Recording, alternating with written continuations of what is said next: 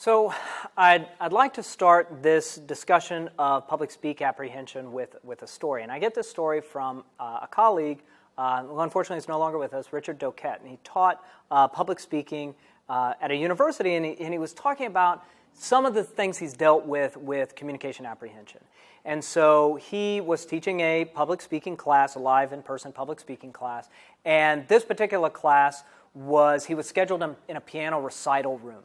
So he goes there, first day of class. They're going to be doing an introductory speech, and since it's a recital room, there are chairs, but there's also a stage. So he had the speakers go up and stand up on the stage, and there was a piano up on the stage. And so, for the most part, he had what we'd call traditional age students, right, 18 to 22-year-olds. But there was a woman in his class who had returned to university after a number of years in the workforce. So she had, not a full lifetime of experience, but a lot of experience. Anyway, so they were just doing this basic introductory speech assignment. Just come up, tell us a little bit about yourself. This woman, it's her turn, so she goes up on stage, and she starts to do her introductory speech, and then just, boom, gone.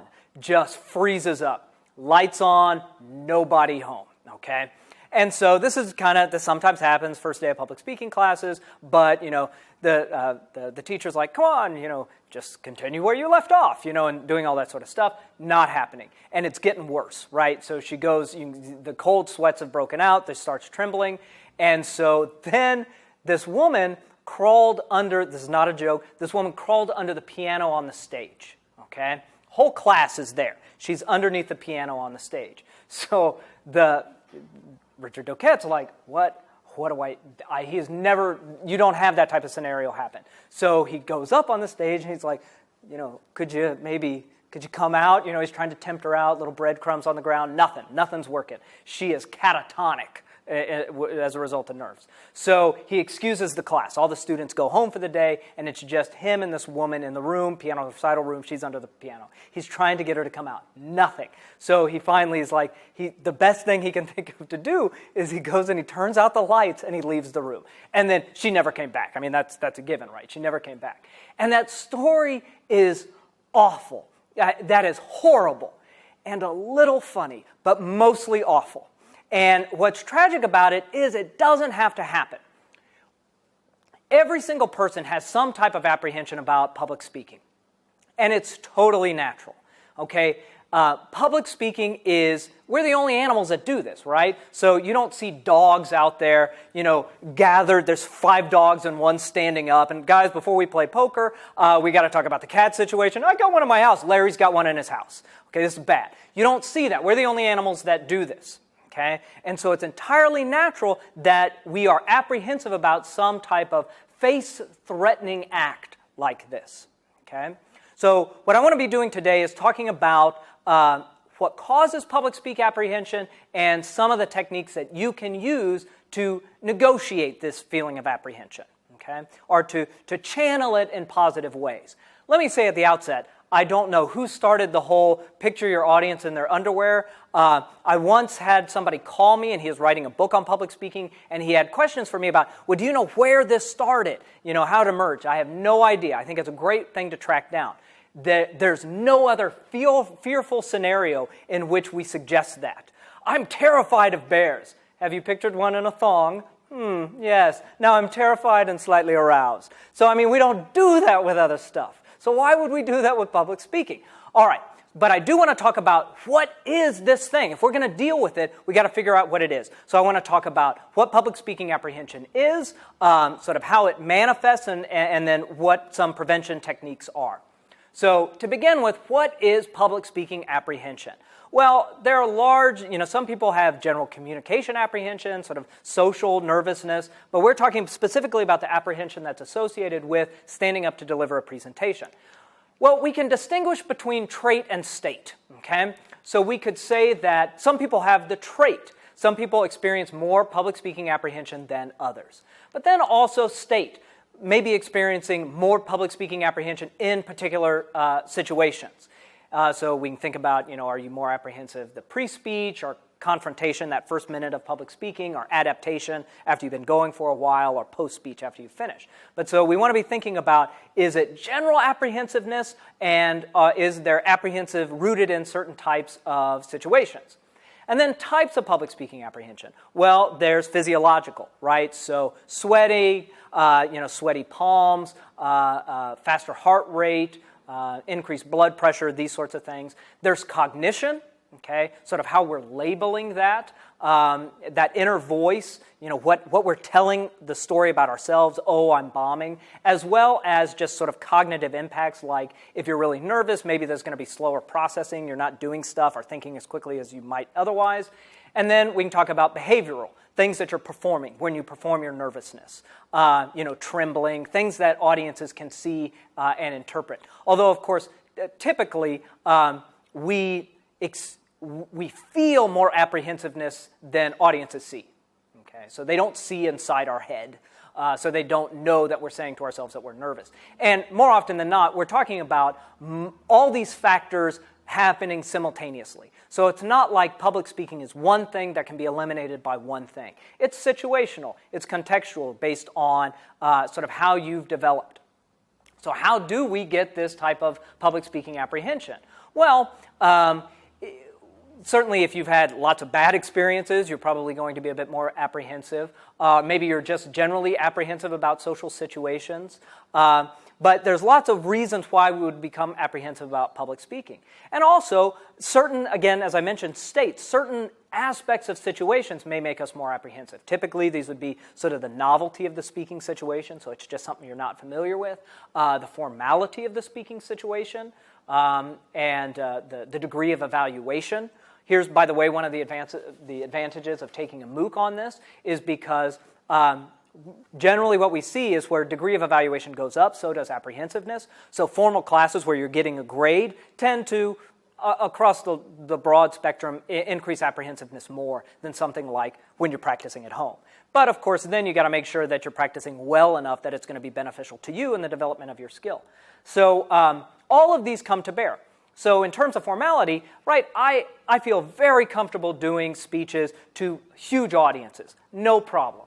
10 students, 100 students, 1,000 students are audience members. I love big audiences, so that's not what gets it for me. But formality and novelty of speaking situation, I can still get apprehensive. So for example, I'm here at the communication department. At the end of each year, we graduate just a ton of communication majors, and we have our own graduation ceremony. At that ceremony, I have to read people's names, and I dread this all year because formality is huge. I'm up there in my formal robes, and a degree of evaluation is massive, right? I don't want to screw up someone's name when their family's there, right? Nothing would be worse than getting your degree and having the professor you liked, mangle your name and just perform for everyone that they don't know who you are. And that's not the case, but in many cases, I don't know people's last name. So that is a situation where I feel significantly more apprehension than I do in other situations. So all of this is to say there are so many factors going on, and all of these are entirely natural. Now, what you want to know is how do we negotiate it? How do we eliminate it? The answer is, well, we probably don't eliminate it. And in some ways, that's a good thing, okay? Because if there's a physiological response, advanced heart rate, it's a question of how we're cognitively labeling that. Do I label that as, oh, I'm terrified, or, oh, I'm excited, this is going to be awesome?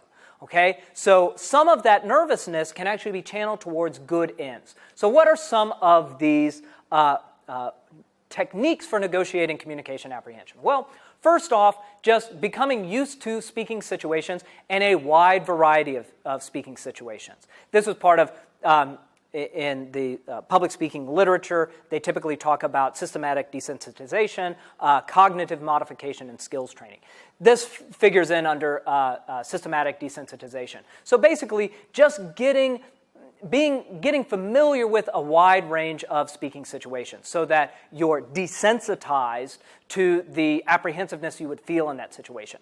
Certainly also there are relaxation methods that can help you become desensitized to the apprehension of a particular situation. Or, one thing that they'll sometimes do is have you lay down and just picture yourself in front of larger and larger audiences with the idea that you're trying to envision yourself in those scenarios and just not automatically feeling as apprehensive. So becoming used to speaking situations. Under cognitive modification, it basically means changing how you think about public speaking. Now, in last week's lectures, we talked about communication and performance orientation.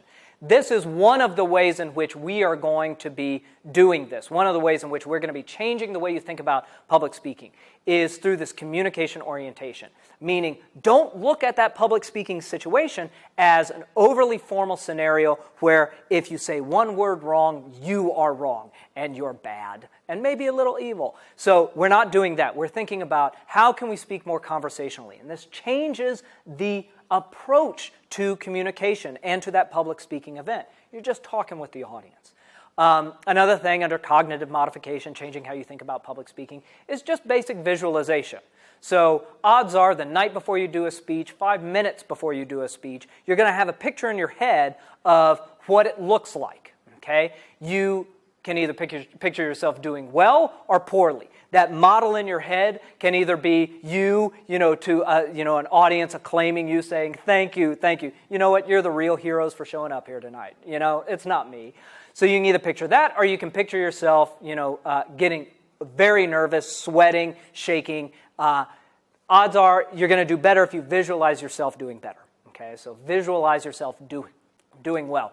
And then finally, skills training. This is really where I put most of my efforts towards reducing public speaking apprehension. Just getting better at the mechanics of putting together and delivering a speech. So I certainly believe in a mixture of all of these. Think about how to become more familiar with public speaking situations so they're not as odd and different and novel and terrifying.